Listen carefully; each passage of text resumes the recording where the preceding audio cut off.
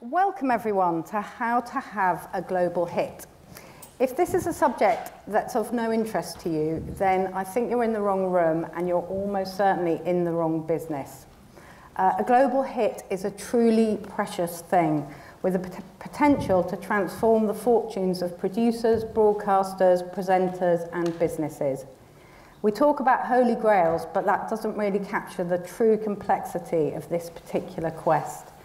And there's no formula, no blueprint, but I hope that in the next 45 minutes, our panel can at least set you off in the right direction, perhaps suggest how to create the conditions in which a global hit might grow, and help you avoid some of the pitfalls and strategic mistakes that might hinder your progress.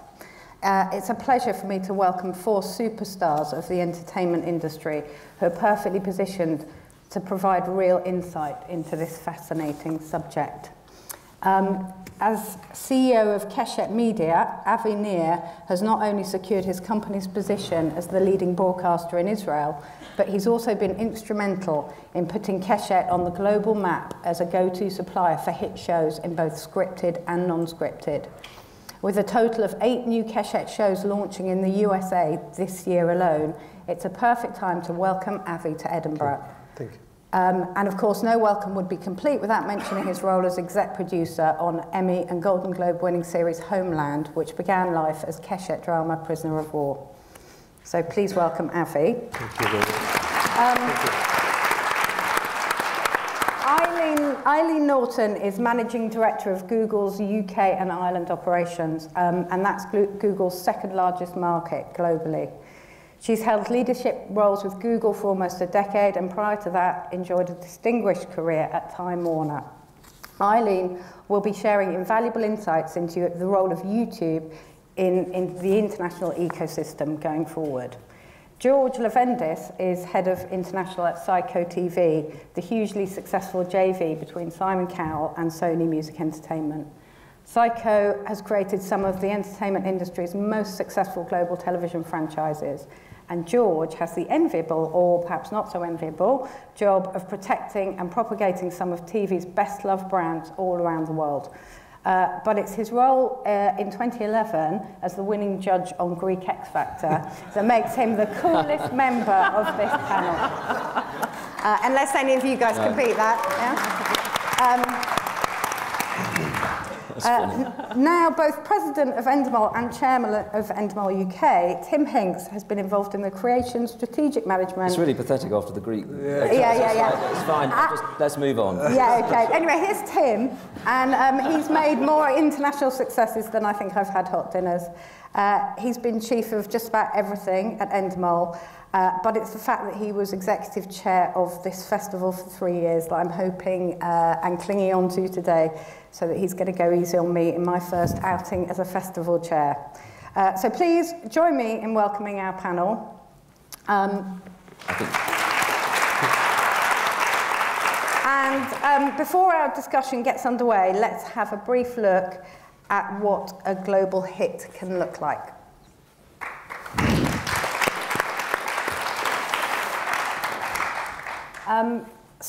Tim, can we start with you? What do we really mean by a global hit? And of course, interesting to note that Noel Edmonds presents 7 of those shows. I don't know if you realise that. So it's obviously Noel Edmonds is a key ingredient in so that's a the key ingredient. Well, I think for me, well, what are we all trying to strive to do? I think there's a couple of things. One is, what's interesting, and some of those definitely hit that, and some, I suppose, you arguable, is that you're really trying to come up with something, firstly, that you create yourself in-house. I think that's a very, very important principle because, and obviously it's the Endemol model, but it's not, you're the same, Avi, and others. It's the idea of creating something yourself with your team so that you basically give nothing away, step one. So you own it, it's yours. It's not about doing third-party deals. There's plenty of businesses out there doing third-party deals and so on and co-pros, that's all fine. But the real essence of the heart of a global hit, I think, is firstly ownership of that IP, if I could put it that way, in creating that. That means you've got to surround yourself with the cleverest and best creative people in the world, and you've got to believe that your team, in the case of Endemol throughout the world, but in the UK or wherever, or Israel, is basically the best. So you've got to have creative people, you've got to have an environment which doesn't feel remotely like a business or like a money-making machine, unless people get turned on by that, some people do, but should feel like the place where you can make your dreams happen, where you can actually change the world, where you can have an idea and it will change the way people think and the way people are entertained and the way people watch television. I think what we're really good at in television, in content, is looking back and saying, yes, that was a hit because of this, and obviously that's a hit because of this happens, and this failed because it had a hair in it, or whatever. That's maybe a raw nerve of mine that many people, there's 2 Endemol people there who'll understand. Don't scare the hair. It was a good idea at the beginning. So the point is, you never know when you're going to have that hit. You don't know what makes it. What I think as a guide, for what it's worth, and obviously in the great tradition of Edinburgh Sessions, we're not actually going to come up with how you have a global hit, obviously, otherwise we wouldn't be here. What I think you need to do is be in certain areas that are interesting. Game, I think, is at the heart of it. Being in game is one very important way to, some of the biggest hits ever, whether on TV platforms, on digital platforms, whatever, involve some sort of game. And by the way, that can be as broad as a Big Brother or even an X Factor to some extent, or it can be a Deal or No Deal. So the idea of game, of engagement, of emotion, of jeopardy, all these important points. And I'll very quickly say, one of the biggest hits Endemol's had in the last few years is called the £1 Million Drop. You saw a bit there. It's now in 50+ countries. It started, I don't know if David Flynn is in here, but it started with David Flynn and his team who came up with this show, and they played it with a cardboard box, dropping coins in, and we played this game in the office. And obviously my job is basically just to agree with very clever people all the time. So I agreed that it was a great show. We pitched it, and within a year it was in 50 countries. Because these shows, formats that repeat, that have a set of rules, that have a set of ways of working, rather like sports. I think a format is something like a sport, has a set of rules. £1 Million Drop is a great game. You love to play it, and you can play it again and again and again and again, just like soccer. And every game is different, but has this set of rules. So I can feel in my head I'm slightly rambling now. Can I ask, does that ring true with Avi, who's got 50% scripted and 50% non-scripted? Do you agree with that? Yeah, basically, I think it's quite the same for us. I think we have some disadvantages that we are trying to make of an advantage. So I think the first thing in order to create a global hit is absolutely not to look for a global hit.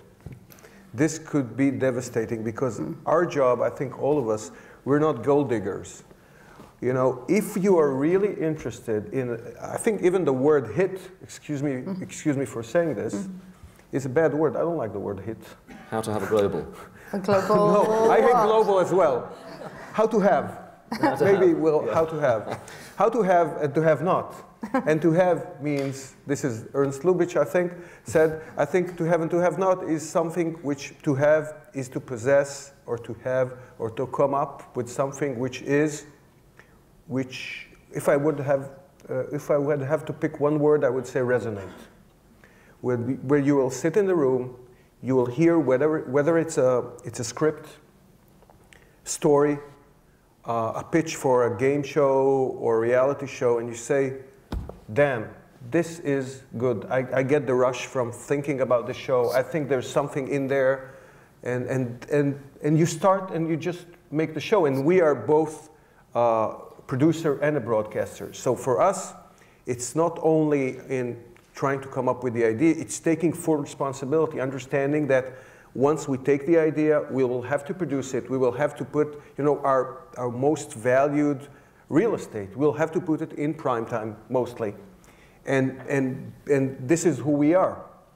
So isn't it an advantage, though, that you can make a show and put it on the broad? You don't have to sell it to the broadcaster like many of us do. So isn't that an advantage? Well, I think, I'm sure everyone appreciates, but the really important point, firstly, is obviously none of us really know anything, and we don't know what's going to work and what isn't. And I was just reminded then of when we pitched, or were making a show for Peter Fincham when he was at BBC One. And we were making it, and I think it was about a week to go before it transmitted. And Peter called and said, yeah, we're all very excited. He said, do you think it's going to work? And of course you think, oh, don't ask me that. Obviously I haven't got a clue. And it turns out it didn't. Does it have to be a hit in your country of origin first? What do you think, George? I think just picking up, on one of the points. Obviously you do want to own it, and you want to own it all yourself. However, when you are a company like Psycho, and I guess many of the other independents who are much smaller than us, you start by owning it all, but then we certainly need to partner with somebody like an Endemol or a Fremantle or an ITV or somebody, because it becomes very important for us to get reach and scale. Avi's done it in a different way, of course. He's actually done it independently and been able to pick and choose, but he managed to create what was an astonishing effect at one of the MIPs, and so people did come rushing. But otherwise, you need to do it really strategically. So you may have the idea, but then you will need a partner if you're an indie and if you're somebody who is smaller. So at Psycho Entertainment, and even though it's Simon Cowell's company, we consider ourselves an ideas company. And when we come up with the ideas, once we have that, we then do look for partners who we think we can work with to expand this idea globally. So that means already Tim's first rule, which is hold on to the IP. Well, we obviously we'd all love to, and we'd love to hold on to as much as we can, but if you're going to get scale, it's difficult to do it on your own. But I think that's why, by the way, that it's, when you say is it important for it to be hit in the home country, obviously it partly depends where it is, because one of the great advantages of the UK, subject to maybe what we hear in the McTaggart tonight and the growing calls for change, is that producers of whatever scale, I mean, frankly, actually, the smaller producers, I mean, more so than perhaps the bigger ones now, who are now no longer independent producers, actually do get to hang on to some of those rights. So I don't dispute what you say at all, but I think there is one of the exciting things for me about about being in the UK is that small, producers, if they've got the idea and they've got the means to produce, or that they can hire those people in, then you can actually create big multi-territory hits. Certainly in a place like in the UK, and to some extent in for us it's a bit different, because these are multinational big corporation companies. We are very small, so we will put all our efforts, all our creative efforts, all our heart in very specific projects. Usually, not always. We have currently a show called Dig, which is produced for US directly, but it's something we will have. Our slate is much smaller, but thinking about every show, whether it's a reality show or a scripted show, will have to be something we totally believe in. And we will put our own money where our thoughts are. So this is, for us, I think it's different, and we don't have these big, very sophisticated companies. And in order to do this, we'll do less shows. We'll produce very few shows every year, scripted and non-scripted. But we'll try to make sure that each and every one of them will resonate as hard and as far as we can. This is what we're looking for. But it comes down to the idea. It comes down to what Tim started with. It comes down to great creatives coming up with that one idea that, essentially, certainly in entertainment formats. But one of the most interesting thing in a corporation is, okay, somebody comes up with the idea. What's happening next? And I'm finding it. I'm sure you guys the same. That one of the most fascinating things is how you create this kind of creative dispute. Someone comes up with the idea. It's idea, it's execution, and the thing is, if I would have to suggest how do you come up with a global hit, and Tim referred to this earlier, I would say, first of all, take talented people with incredible creative ego, but at the same time, their ego should allow them to hear criticism, to argue, and accept the fact that sometimes someone is smarter than them, and sometimes they made a mistake. If you have this culture, this ego system, you can call it, then you create global hits, because you have this kind of creative disputes which will allow you to create these hits. And I think we should remember that one thing we're talking about here, which I don't know how interested people are, I suppose we'll find out later, but it's quite important to make the distinction about formats. Because what we've been talking about over the last 10 years or 15 years, I suppose, is this whole new industry, which is the format creation industry. And although formats have been around for as long as telly's been around, they became this focus, particularly almost exclusively in non-scripted, when in America they suddenly realized that, these cheap sort of formats that could fill in when dramas had failed suddenly could, take the world on. The Big Brothers and X Factors, or I think American Idol, very, very different show to X Factor. But these shows, and suddenly you thought, hang on, these formats that we can have on every week or every year, you know, that just like a sport, you know, that have this set of rules that just keep repeating, but are always different, always new jeopardy, always new emotion. This was a whole new industry, and I think it sustained many of us and many of the big corporations, as you call them. I'm not sure we'd think of ourselves as a corporation, but I know what you mean, Abby. Although successful big companies. Thinking of it, when I go into the office, I get called a number rather than my name. So actually, yes, maybe there's something in there. But I think that has sustained us for 10, 15 years. The big companies have actually been places where the best talent has been, or you know. But now there's a new challenge actually, but and I think that format, hasn't there, in formats as is, well. So how this do is you the biggest break challenge. it? I think I'd that's like the to big bring in challenge. Eileen actually, because I think she might have some of the answers. I mean, given that we've talked a bit about partnerships, but if we sort of extend our understanding of partnerships, how can YouTube kind of help grow brands globally? What are the ways it can do that, and also help us make money out of our Or brands? content franchises, not only brands. But look, it's very clear in our data that YouTube is a fantastic complement to TV. And the extended reach that you can get, or the new audiences you can reach in distributing content on a platform like YouTube, which happens to reach 1 billion people around the world every month, viewing more than 4 billion videos each day. 1.6 billion of those on their mobile devices. So it's an immediately consumable format on the fly in snackable components. And a lot of our content partners, all of whom are sitting here, have figured out ways to extend their audience reach by propagating the content. And we're seeing that 60% of the views of that content are taking place outside of the host country in which they are uploaded. The audiences are skewing differently. So Fremantle, 75% of their audience on YouTube for certain of their programs are under 35 years old. And so it's a great complement as a distribution platform, but there are also rich data signals around where in a program an individual or groups of viewers are abandoning, what they really are turned on to in a geography or by a demo, what resonates most with them, and how that can inform the adjustment of content over time, either real time or in the next iteration of the program. Do you find that with X Factor and Got Talent? You know, I think first of all, when we first realized the power of YouTube was the Susan Boyle moment. And I think that was an incredible moment for us as a company. And it was the moment where we suddenly saw a superstar being created across the world from a single performance in 24 hours. So, you know, that was phenomenal. What's happened since then is, of course, you know, YouTube for us has become very important in terms of extending our brand, sustaining it. It has a whole different audience to the ones that watch our shows on television. We use YouTube as a research.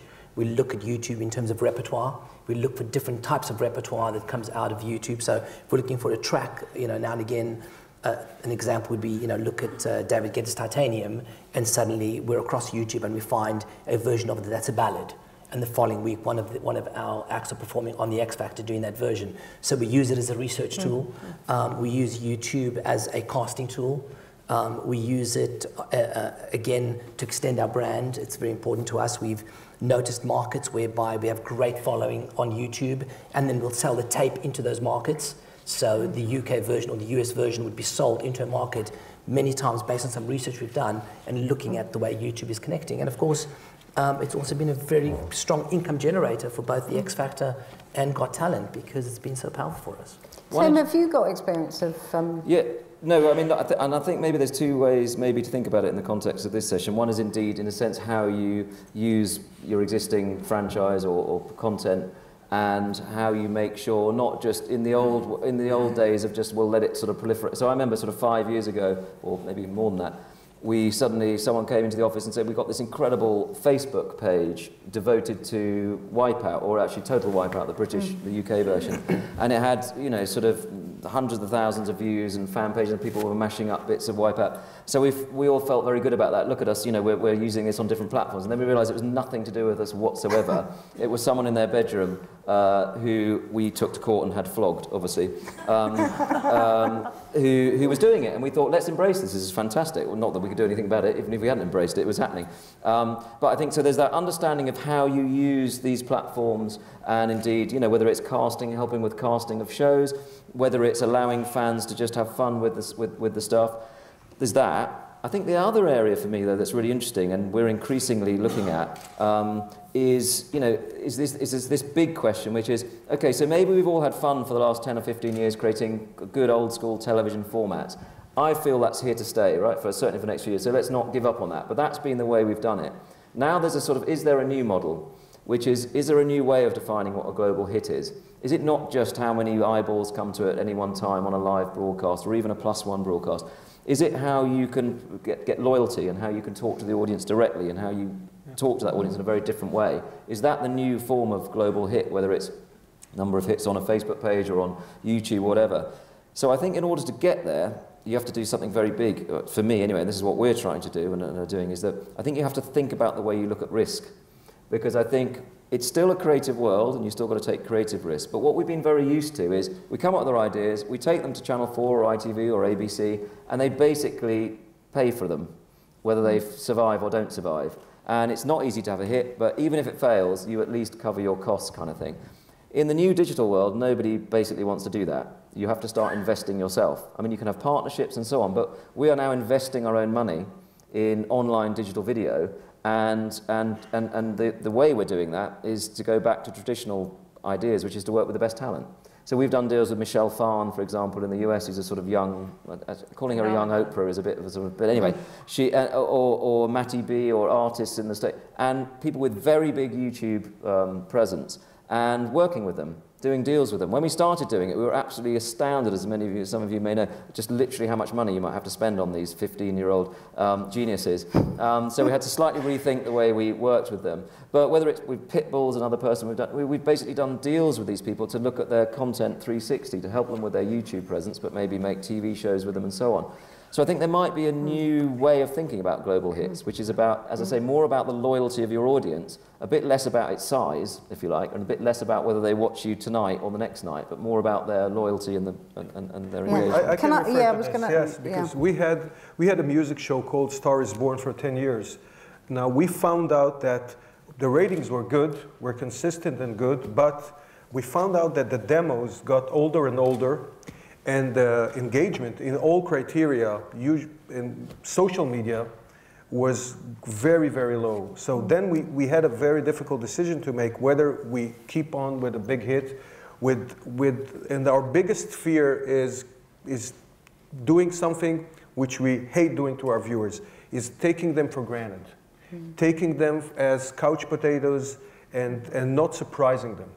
And we decided to take a big risk and then to combine the television screen with the app and created Rising Star. Now, the amazing thing, let alone the ratings went to 20%, 25% than the previous show, but the engagement in terms of voting in Israel was 10 times as the previous show. What size was it compared to the audience watching it? We had a participation of more than 20%, right, which is the highest rate we ever got. And it even was higher than the best show we have, which is Endemol's Big Brother, which is an incredible show for viewers' engagement, but still, because here, and the way we define it is not dual screen, it's one screen. And I think that the YouTube is very tempting, it's very big, it's a big ocean. But the digital strategy for each company is learning how to work with YouTube, but at the same time, really, really finding the way to integrate the digital side into your regular television side. Now, this is, again, very, very dangerous, because you can say, you can take a show and say, okay, this has a great app, great dual screen. No, if the show is not great, if the show is not just great television show, it will not work. You have to have, first and foremost, a great new television show, but then combine it with a great digital application. And you know, being a small company allows us to work with combined teams which work together and trying from day one to crack it down. And we, as a broadcaster, we do it ourselves. So when we are full-fledged kind of launching a show with everything, and the next move will be also taking it to the scripted shows. How do you do what you call dual screen also in scripted shows? Oh, right, interesting. Can I just ask Eileen to come back though on your idea that YouTube is one way? I mean, do you think interactivity direct through apps is either direct through apps or through prompts that during the live broadcast, and I think it makes a whole lot of sense. The texting and voting on American Idol, that was probably 8 years ago, was a breakthrough at the time, and now it's of course, and there's more integration and more seamless integration between TV programming and the web presence for many of your programs. That makes all the sense in the world. I mean, what you did with American Idol last year with the approach whereby if somebody searched, immediately the voting came up. If it was while the show was on, was very interesting. It was clever. It was an unusual take. And that was search on YouTube or on Google, right? Yeah. So to be able to vote off of a search, and that takes a lot of sophisticated engineering and programming, and it's also an evolution of our own business, which initially was, a very static kind of quick experience, a pristine white search bar, and you put in a search and we returned a result to an anonymous person. Over time, especially now with YouTube, we've understood more about the behaviors of content consumption on Google's platforms, and we are instrumenting different tools and analytics capability that help programmers understand more about the viewing habits of the audience and allows you to mine a platform like YouTube for your benefit, whatever it may be.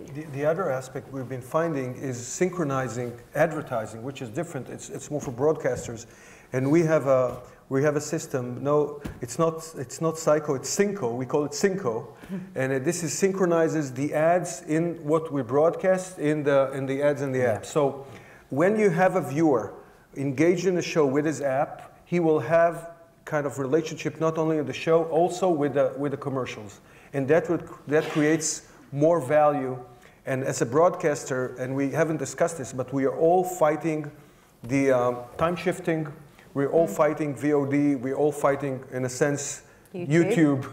Yeah, we all, as broadcasters, maybe not as production companies, we all face the challenge of getting viewers watch our shows live and watch commercials live. I think that probably is a distinction, although you rather brilliantly carry both off as producer and broadcaster. But as producers, I think, obviously the great advantage, and I don't know how many people are producers in this room, but, if you've got ideas and a sort of burning passion for the content you want to create, then the more platforms, the better kind of thing. You can be completely neutral about them and try and use them in as many different ways as possible. I mean, there's a show that Endemol UK are making at the moment on Channel 4 on Friday nights called The Singer Takes It All, which is an Alan Carr entertainment show. And I think it's 15% of people play along the app during the broadcast of that show, which is a very high conversion rate. And maybe not, I don't know, Rising Stars probably at least. But yeah. So how do you judge that show? Do you judge it on the audience figures? Do you judge it on how people are really using the app to download and to upload? So a new way of thinking about these things.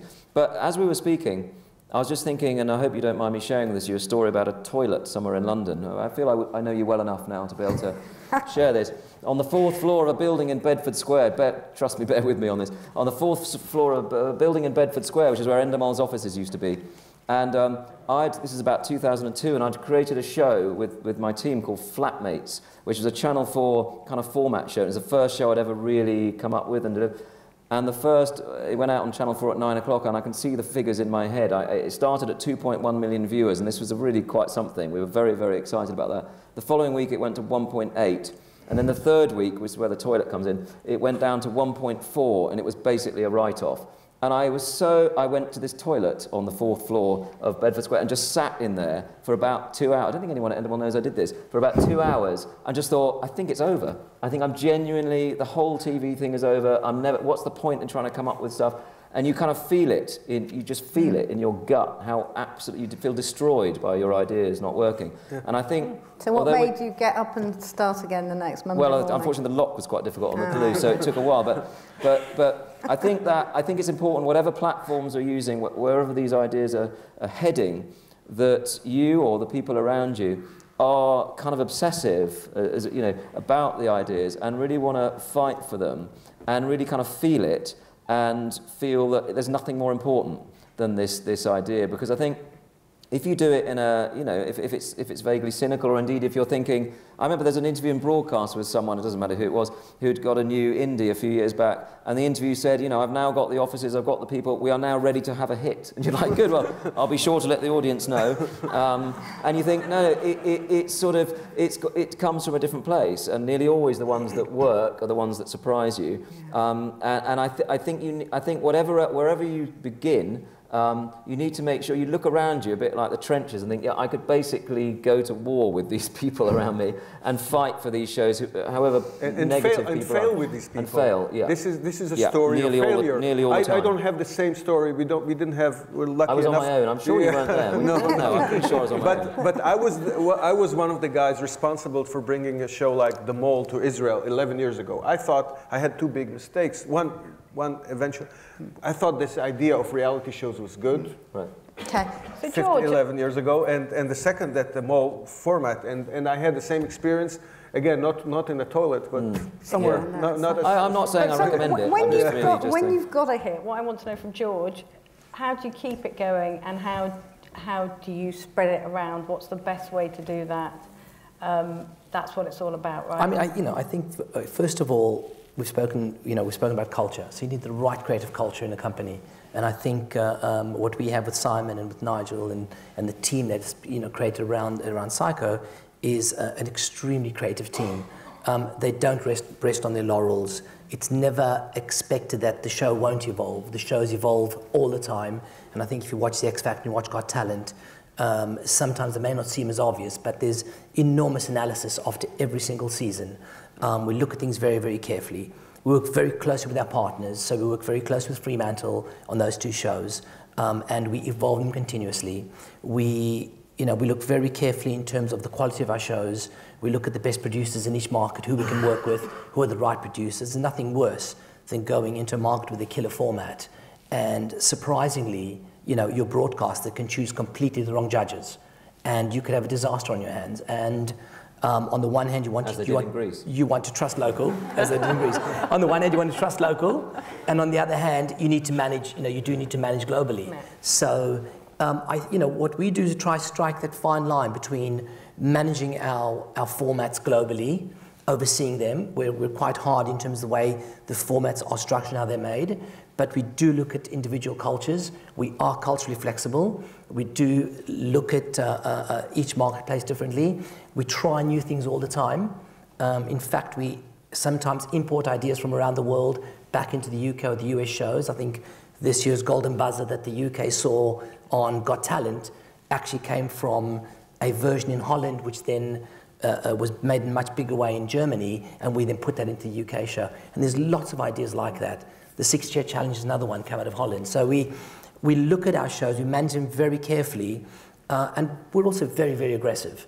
We go out there, we believe in our shows, we have a team that stop at nothing, and we work very hard in terms of getting the right partners in each market. And I think Fremantle has been a tremendous partner for us with production companies in 25 markets. I think that's a really important point, because my slightly over-aggressive point at the beginning about ownership really comes to play when a show starts moving around the world. Because what you want to be able to do is exactly what you've just said, which is share with the teams about what you're learning. Endemol has on all our big shows, every 6 months we get together with people from around the world and they talk about what they've done in Spain or Italy or the US on whatever the show is, and you learn. And I think actually oddly, I mean not oddly, but understandably in a way, broadcasters don't do that as much, or at least we don't access that, except for probably obvious reasons. So in the family, you want to be able to share all that stuff, and obviously therefore the more you can own it and hang on to your ideas, the better. But I think that's a really key point. And I think the other interesting thing we're seeing now is, and people will be obviously be aware of this, but you're seeing the notion of kind of hot territories. Israel, unquestionably, a sort of hot territory where people, and I think, Avi, I'm sure you feel it. I think there's almost a kind of a pressure on you. To people are looking. Okay, is this the next big thing? Is this the next big thing? Yeah. It was Holland a few years ago. Yeah. We had a hit with a show called Your Face Sounds Familiar, which came from Spain. That's now in 50 countries. So I think it can. UK is an incredibly important, innovative, exciting place, but we're not the only one. We're certainly not the only we try. You're absolutely right. The thing to get my team is absolutely to forget all about it. But I don't think this pressure again to create a global hit is a good one. The thing we will concentrate in is again whether we have a show that we feel is great. And I can tell you now, we'll launch in 2 weeks. After we had Rising Star, we had dramas, and in 2 weeks we'll launch a show. It's called Help. And it's about very, very under, how it's the right term, politically correct to say it, undercooks, which means celebrities who don't have the slightest idea what to do in the kitchen. Now, this show takes the whole thing of cooking to the arena of comedy. And it's both emotional and comedy. And the thing was, is it scripted or format? It's format. It's reality format. Now the thing is how do we get this kind of feeling? And we think only for the first part only in Israel. If it's and this is, I think, again, we're a bit different from the multinational companies, because for us the main thing is if our creative product in Israel is brilliant enough. The world now is so flat and so transparent. It will be picked up. It will be in the radar very quickly, and we just have to make a very good job in transforming it. The other thing is, and maybe as Tim said, maybe it's because we're a broadcaster, we are less hands-on on the adaptations throughout the world. What we will look is a partner who really gets the essence of the show, and usually maybe it's our kind of infrastructure, which is very, very lean.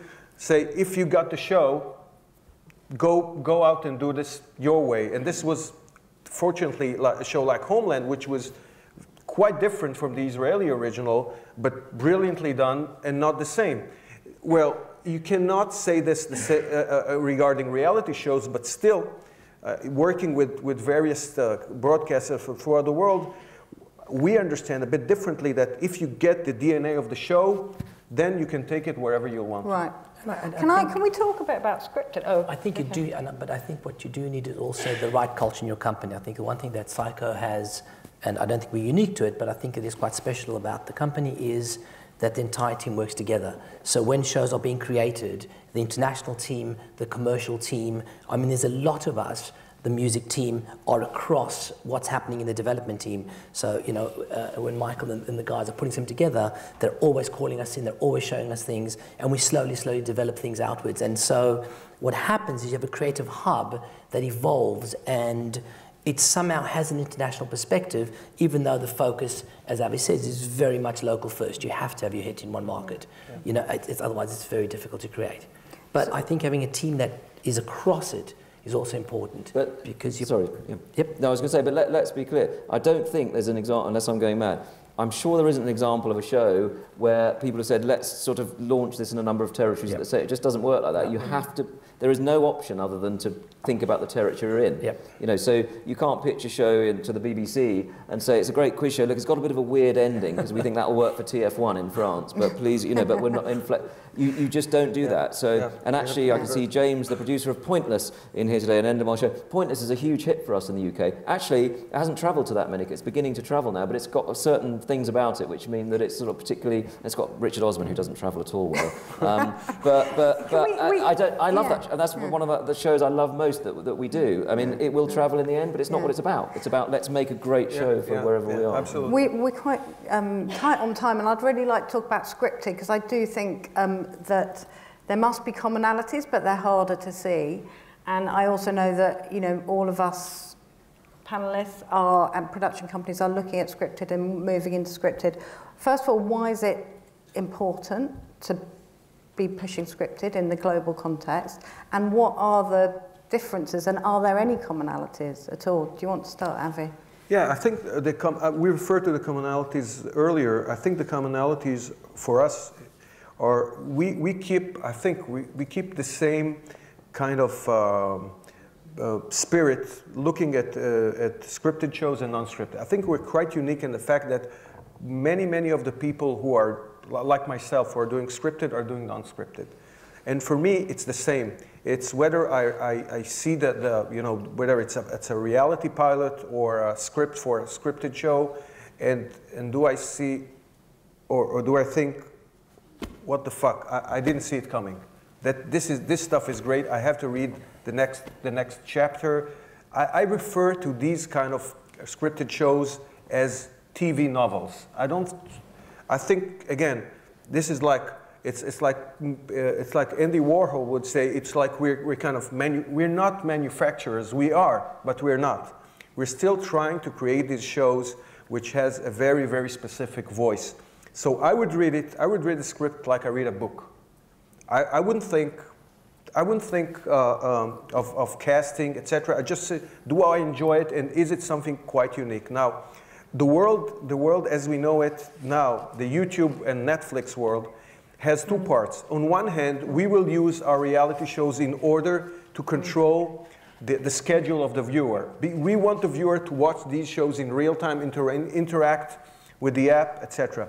On the other hand, we totally realize that these kind of the scripted shows are the shows that can be time shifted, and you have to find a way to utilize time shifting and to own this intellectual property and to own these creations. So Tim, you've taken this on a bit. Why have you made that decision? Well, partly the slightly annoying answer is Endemol's always been in scripted, so it's not new. 25% of what we do is scripted, and it's been about 20%. So we've always had a pretty big chunk. The big difference, I think, two things I'd say quickly is, one is it does, of course, in a sense, it comes from the same place. It comes from this compulsion to create and to have stuff on air for whatever reason, due to our slightly repressive childhoods or overbearing mothers, or whatever the reason all of us in this room want to do that. Let's not get into that. But so it comes from the same place. So today, Endemol in the UK announced, we've announced we're making a new Charlie Brooker Black Mirror, which will be on at Christmas on Channel 4, and we're also making Stars in Their Eyes with Harry Hill on ITV. I'm watching both of those, and I'm delighted to be making both of them. So they sort of, on one level, it comes from the same place. However, they are obviously very, very different, as you know, genres, different timescales. The funding and financing of scripted is a minefield, so it's where scale really does come into play. But I think where it's really interesting scripted, one is in America. It's really, in English language scripted, it's all about America in terms of really getting the traction. And secondly, I think new platforms are very, very exciting for scripted, because scripted tends to work so much better because it's less here today, gone tomorrow, right? And there are exceptions to that, but on over-the-top services and so on, it's clearly, whether it's Game of Thrones or House of Cards or whatever, it has this kind of staying power that people want to come back to. And for us, we had this thing where we make Ripper Street for BBC. BBC One have been brilliant on Ripper Street. We made two series of it. It didn't do so well on the second one. Great show, brilliantly made. BBC loved it, but it didn't quite do the numbers. We were going to stop making it. That's life. It's a failure business, if you like. So making two series felt great. Suddenly, Amazon Prime come in and say they want to take the third series in jointly with BBC. So, frankly, bring on the new world. Fantastic, love it. As long as we've got the content and the new world is interesting. Would you try and find a US version of Ripper Street? Sure, yeah, no, I mean, indeed, and we've got, we've tried, we're making quite big US shows right now in scripted. We actually tried, we tried with Low Winter Sun, which was a Channel 4 show which Tiger Aspect made a few years ago, and we took that to AMC. Didn't do the numbers we wanted, but, that's, in that sense, it's still hard to find the right show, but absolutely. With Mad Fat Diary, RE4 show, that's going to be made over in the US for MTV. So, look, it's all about, well, it's not all about America, but I think America's a really key driver for scripted in a way that it's not so much, or doesn't have to be in non-scripted, right? Because of what we said about other countries. And it's almost like you get to the US version and then it stopped there. After Homeland, they're not going to make a Ukrainian version. I think it's the point. This is not about format. They are. They are. Right, okay. But that's not as valuable to you. Yeah. No, it's not as valuable to us. But now, and we changed the model because Homeland in a show in like Ukraine could be quite. Anyway. No, it's very relevant now. But in shows, we have a show called Dig now, which is which we produce it straight to the US market, and we have another 2 shows in development. But there, the story is, how do we don't compete with the American companies who do procedurals much better than us. For us, it's different. For us, it's serialized, or it's TV books. I call it TV books. This is what our authors, our creators know. And sometimes you can come with a book to the US, and having the reputation as a producer, you can go straight to the US market, not through the European or Israeli market. Yeah, is there a role for YouTube in scripted? Sorry, George. That's all right. Do you think? Well, absolutely. Yeah. It's very interesting when, in the US, when TV programs get uploaded to YouTube in segments or outtakes or what have you, on average there are 7 uploaded videos by the community. For Game of Thrones, 82 for every 1 piece of content uploaded by HBO. And that's a significant, so when you have a hit, to sustain a hit, or if your prized content is now being seeded in a new country, a very interesting tactic to build a fan base is to engage them on YouTube, because that is a very active loop. And we just, you can almost predict, what was it, Vampire Diaries on average 69 uploads for every piece of content uploaded by the production. George, what would you? No, I was just picking up on Navi's point of, in terms of scripted, and I think what we saw coming out of Denmark, and coming out of DR, and what they did, I think was quite a game changer in terms of looking at procedurals, but looking at them differently. And instead of it being, an hour where you've got to start and finish the story, actually it's one murder, and the murder runs all the way over 9 or 10 programs. And I think that has ended up influencing the UK and many other markets and how they looked at things. The great thing, of course, about scripted is that when you fail, everyone says, but it was a terribly important story to tell, and great performances. And when you fail in entertainment, people go, what the fuck was that? That was the worst thing I've ever seen in my... A hair? Jesus Christ, what were you thinking of?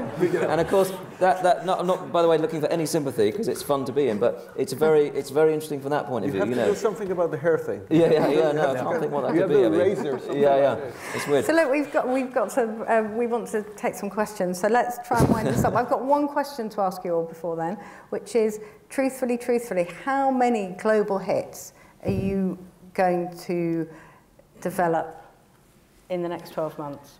I've decided to do none. None. Okay, that's great. It's finished. Yeah, it's over. But no, how many would you hope to get in a 12 months or 24 months? God. Well, I think the thing... And what's your hit rate of hits? Yes, we once had Goldman Sachs as shareholders, and that's the sort of question they used to ask me, and I would leave the room at that point. But I think it all depends on what I'm just trying to make people feel better. Yeah, look, I think you could. I'm quite happy to go through the rest of my life never having another one, right? Because one is amazing, right? And it's difficult to do. The truth is, the honest answer to that is that, because all my other answers have not been honest, has been that Endemol every couple of years there seems to be an Endemol show that goes to sort of 30+ territories. And of course, if you are a shareholder in a company like Endemol, your question is, well, have you thought about doing that once a month or something? And of course you think, yeah, why on earth didn't I think about it? There was a brilliant comment from a banker related to Endemol at some point in our history, I'll pin it down, who said, hey, you seem to spend a lot of effort coming up with sort of medium-sized hits. Have you thought about going for the kind of bigger end of... And you just think, actually, God, we could so easily have not met, and life would be so different. So thank you so much for your input. Now get back to solving the global crisis you've created. Okay. I mean, I think it's extremely difficult, and I think you need culturally, you need the right kind of team. I think, we'd all like to be creating lots and lots of these. Psycho has 2. That are phenomenally successful, and we're working very hard at trying to create the next one. But, I think you want a big hit in your market or a market first, and then, we have the infrastructure and the know-how to grow it when it comes. But the first part is having a hit in a market, and then work from there. Thank you. Right, should we take some questions? Gentleman in the pink shirt at the front. You can shout. She's coming, but you can shout. Hi, I'm Daniel Toole. I run IBM's media and entertainment practice across Europe. I was just interested in Endemol and Avi, you both talked about second screen and second screen in real time, interacting with the app and the audience. We do a lot of work with sports clubs, and I understand from a brand, fan engagement point of view it's valuable. But I was interested to understand, do you make money out of this stuff? Out of the app? Yeah. The short question is yes, but the longer question, the longer answer is it depends. If the app is truly integrated in the show, if it's really rewarding the audience, the viewer, yes, there is economic potential.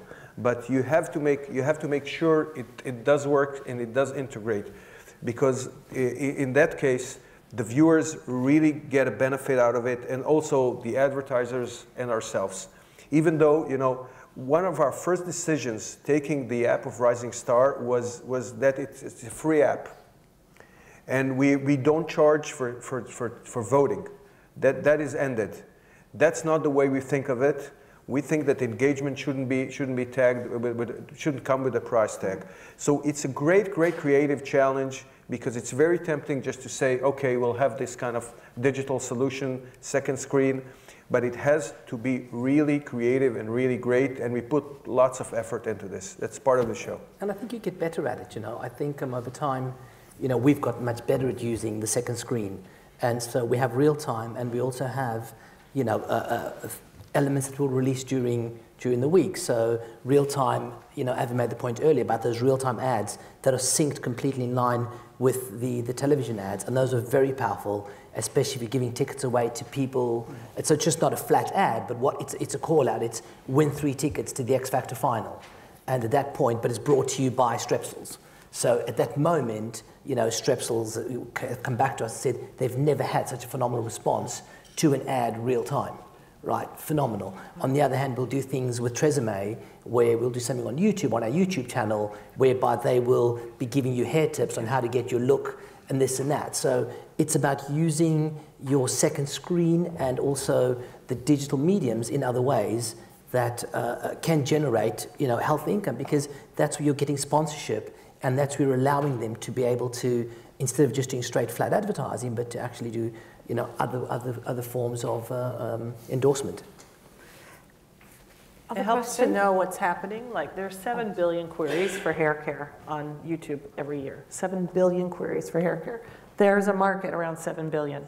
There are over 500 channels on YouTube with more than 1 million subscribers. Subscribers are active fans. They upload, they share, they get people connected to the content.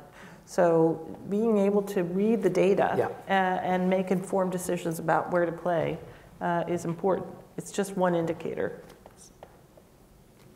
But it's also engaging your audience on that second screen. They need to be engaged.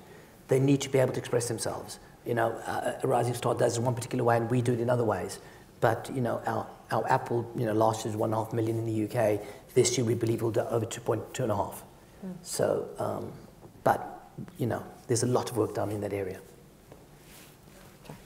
Dan Corn, Discovery. I was just interested in the development process you have in your companies. George, you talked about sort of having a very good creative environment. Tim, you talked about using the cardboard box for £1 million drop. When you've got these great creatives around you, how do you get them to work as a team? How do you incentivize them? And how do you make sure you get the very best ideas out of them which bubble up to the surface? Yeah, I think there's a few things in there, but I think we're probably all, you know, I mean, it's not very controversial to say, you know, you want to surround yourself with the most creative people. The question is, how do you actually do that? And indeed, I think the challenge for big companies like Endemol, if you like, is how do you not make people feel they're going into some sausage factory that, you know, doesn't want to listen to them.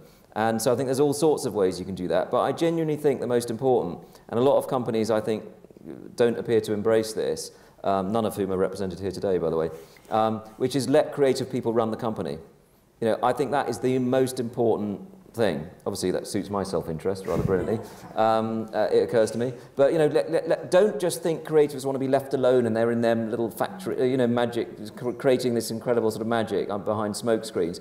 Let them actually own the company. Now, so what does that mean? It means put them in positions where they're actually as it were, technically running it, I mean, on a basic level, but also make them part of what the company does. You know, have incentive schemes for the right sort of people. You know, make people benefit from what the company does. And obviously there are some Endemol people here today, so I think it's worth me saying you shouldn't incentivize them that much. I think you want to keep it. You want to keep it at a manageable level, because otherwise I think they start to lose it a bit. But but you know, make the company feel like what it is, which is where it started, which is people thinking I've got this idea and I want to take the world over with it. So I think that's the sort of most basic. And then there are of course all sorts of other ways of doing it. But I think people talk about that a lot, and very few people manage it. And the companies that keep coming up with shows and hits are the ones that are managing it, right? And they're doing it. For me, managing it is saying, is sitting in a room and saying to people no, and if you know the no, is that it? No, and saying at the same time, no, it's not good enough, it's okay, and they will come up with the answer. They'll say it can work. You say, yeah, it can work, but is it brilliant? Is it outstanding? Will we be proud of it? Jeez, I'm never pitching to you. No, I know, exactly. I was thinking, if I did that, everyone would not just the hair, leave the hair. room. Maybe the hair would wear.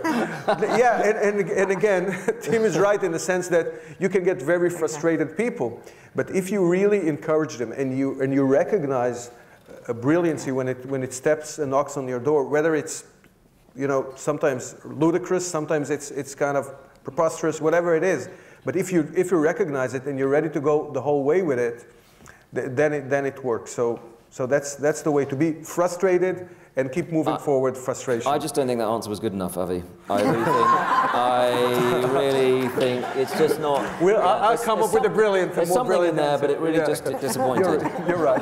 I totally accept How does it feel now? I totally accept it. It's not good, is it? I totally accept it. No problem. I think, but as Tim says, I think having your creatives in the center of your company. I mean, it's interesting when you come to Psycho. They're even seated right in the center. I mean, literally all of us feed off the creatives that are in the center. You know, I think Simon treats that part of the company, you know, it's more important than anything else in the company. It's the most important part of the company. It's what evolves our shows. We all filter into that and take out of that. So, you know, that's what gives you the best chance of creating your next hit. And then perhaps from there, something that's semi-global and maybe global, but you know, that's where you start. Thank you very much. That's great. Look, we've run out of time, but I'd first of all like to thank our sponsor, BBC Worldwide, but also thank our superstar esteemed panel. Thank you very much. Cheers. Thank you.